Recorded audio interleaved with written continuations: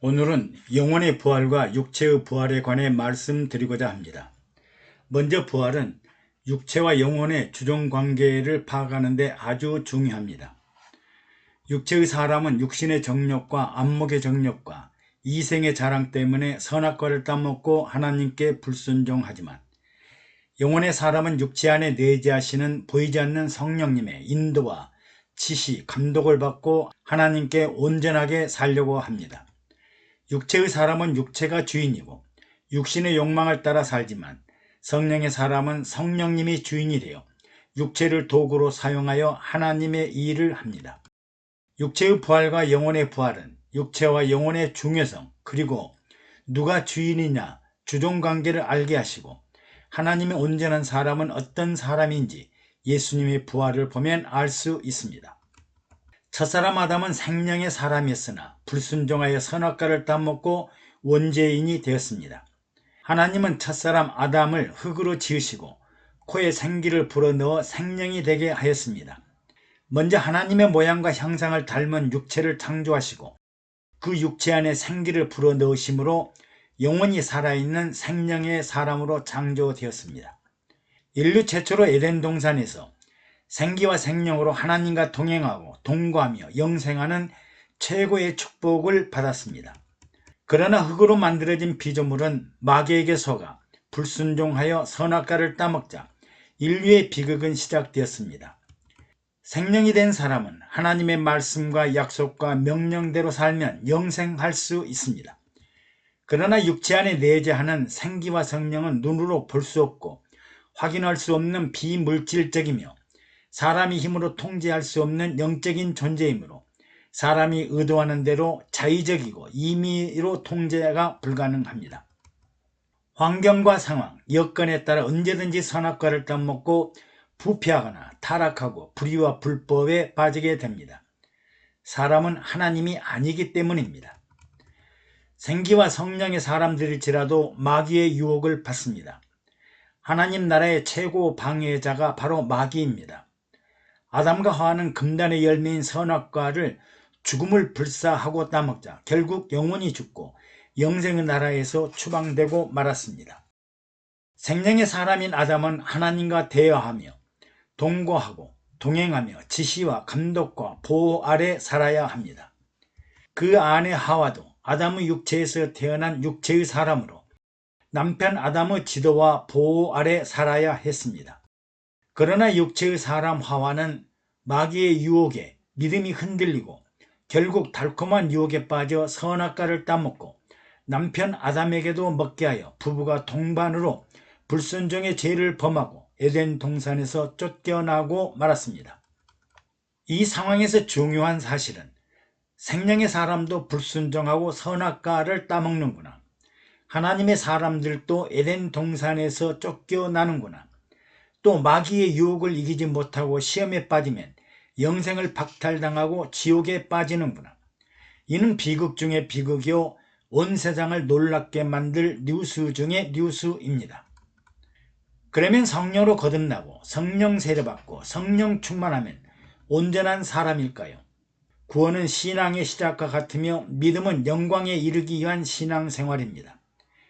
예수 믿고 자기 스스로 자력이 아닌 타인의 은혜로 구원받고 성령으로 거듭나고 성령 세례받고 성령 충만한 사람들은 아름다운 열매, 좋은 결실, 영화와 영광을 얻도록 믿음 생활을 해야 합니다. 오늘날 거듭나고 세례받고 성령 충만할지라도 세상을 따라 살면서 육신의 정욕과 안목의 정욕과 이생의 자랑을 이기지 못해 마귀의 시험과 올무에 빠지게 됩니다. 예수님도 성령에 이끌려 광야에서 마귀로부터 3가지 시험을 통과하시고 승리하신 것을 이해할 것입니다.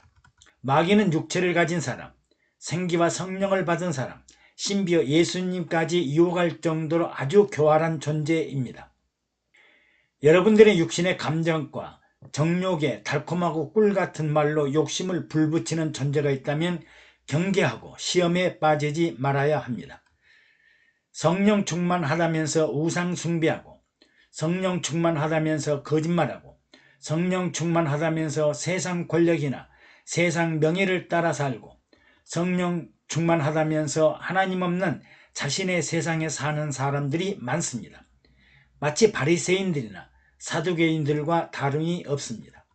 심지어 마귀에게 속아 시험에 빠져 있으나 정작 당사자들은 어리석은 소경이 아니라고 합니다.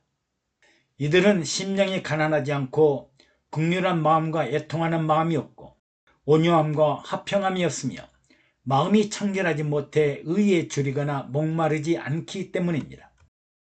보이지 않는 성령의 인도와 지시와 감독 아래 살수록 마귀는 더욱더 육체적인 말초 신경을 자극하여 성도의 신앙을 허물어 가고 있습니다.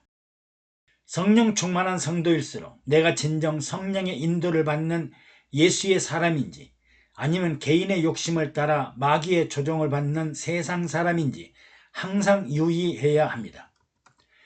피조물인 사람은 육체가 먼저 생겨나고 육체가 주인이기 때문에 비록 하나님의 모양과 형상을 가지고 있고 생기와 성령의 인도를 받아도 언제 어떻게 변할지 모르는 불완전한 사람입니다.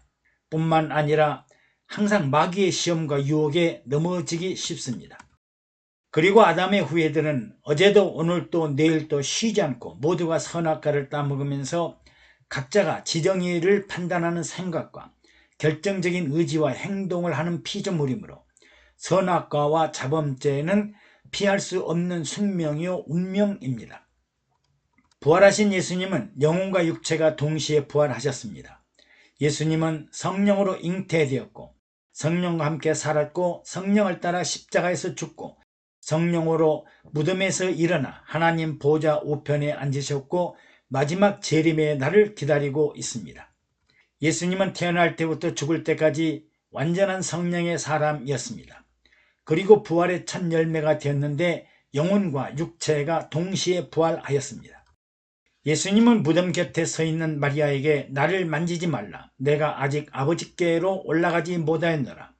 너는 내 형제들에게 가서 이르되 내가 내 아버지 곧 너희 아버지 내 하나님 곧 너희 하나님께로 올라간다 하라고 말씀하셨습니다. 그리고 안식 후 첫날 제자들이 모인 곳에 나타나신 예수님은 제자들이 영으로 생각하고 놀라고 무서워하였을 때 어찌하여 두려워하며 어찌하여 마음에 의심이 일어나느냐. 내 손과 내 발을 보고 나인 줄을 알라. 또 나를 만져보라. 영과 살은 뼈가 없으되 너희 보는 바와 같이 나는 있느니라고 말씀하십니다. 예수님은 영혼과 육체가 동시에 부활하신 부활의 첫 열매가 되었습니다. 그러면 영혼을 위해 살았던 그리스도인들의 부활은 어떻게 될까요? 먼저 우리 영혼은 그리스도와 함께 낙원에 들어갑니다. 예수님은 두 행악자와 함께 십자가에 죽으실 때 한 강도가 자신이 행한 죄를 생각하면서 예수여 당신의 나라가 임하실 때 나를 생각하소서라고 하자 내가 진실로 내게 이르노니 내가 나와 함께 낙원에 있으리라고 말씀하십니다. 회개하고 영원히 구원받는 성도는 곧바로 부활하는 것이 아니라 육체는 죽어 흙으로 돌아가지만 그들의 영혼은 죽지 않고 낙원에 들어가 주님이 재림하실 때까지 잠들어 안식을 취하게 됩니다. 그리고 주님이 재림하실 때 잠자던 영혼이 깨어 일어나 육체의 형체를 덧입고 부활합니다. 데살로니가전서 4장 16절에 주께서 호령과 천사장의 소리와 하나님의 나팔로 치니 하늘로 쫓아 강림하시리니 그리스도 안에서 죽은 자들이 먼저 일어나고 그 후에 우리 살아남은 자들도 저희와 함께 구름 속으로 끌어올려 공중에서 주를 영접하게 하시리니 그리하여 우리가 항상 주와 함께 있으리라고 약속하십니다. 창세기 인류 창조는 육체가 먼저이고 그 다음에 생기를 불어넣어 생명이 돼 있으므로 육체가 주인이었습니다. 그러나 그들은 생기와 성령을 따라 살지 못했습니다. 성령으로 세례받고 거듭난 사람, 성령 충만한 사람도 육체가 먼저이고 영혼은 나중이어서 성령의 도구대로 살지 못하고 실패합니다. 그러나 부활의 형체는 죽지 않고 살아 숨쉬며 잠자던 영혼의 신령한 육체를 덧입도록 하셨습니다. 영혼이 주인이시고 육체가 도구가 되어 진정한 성령의 사람, 영혼의 인도를 받는 사람, 육체를 도구로 삼는 사람이 됩니다. 부활의 신령한 모습은 창조 때와는 달리 육체와 영혼의 생성 순서가 달라 이제 완벽한 하나님의 사람, 성령의 사람, 영혼의 사람을 말합니다. 영혼이 육체보다 먼저 존재하고 영혼이 육체의 주인이 되었으므로 이제 육체는 영혼의 도구일 뿐이고 영혼의 명령에 순종하고 살아야 하는 거덕과 같은 육체입니다. 즉 영혼은 변함이 없지만 영혼을 덧입는 육체의 형상은 입고 벗는 겉옷처럼 별로 중요하지 않습니다. 지금까지 피조물인 우리는 육체가 주인이었으나 생기를 받고 성령 충만하고 나면 육체를 성령의 도구로 사용해서 세상을 이기고 마귀의 유혹을 물리치고 병든 몸과 질병과 가난을 물리치며 살아야 합니다.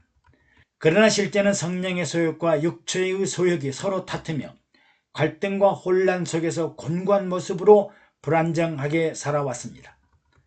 그러나 부활한 사람은 잠자던 영혼이 깨어나고 그 영혼 위에 신령한 육체가 덧입혀지므로 먼저 탄생한 영혼이 주인이고 나중에 태어난 육체는 당연히 성령의 도구가 됩니다.